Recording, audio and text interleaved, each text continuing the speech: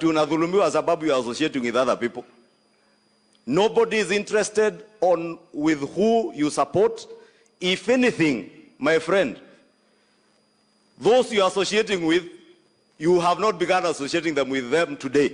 You began associating with them in 2018 through the handshake.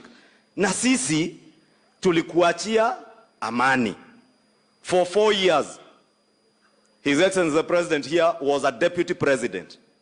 Na sio kusema deputy president hakuwa na nguvu ya kufanya maandamano ama kuleta fujo, lakini alijua engagement is with the people of Kenya, and he engaged with the people of Kenya peacefully. And that is how the people of Kenya bought his agenda on the plan in the last elections. Tunakuuliza pia, sisi hata hatutaki support yako, wewe kaa na support yako na huyo mtu yako. Lakini tupe amani, we fix the mess that you left this country in. And we have a capable leader. We have a clear plan on how we will fix your mess.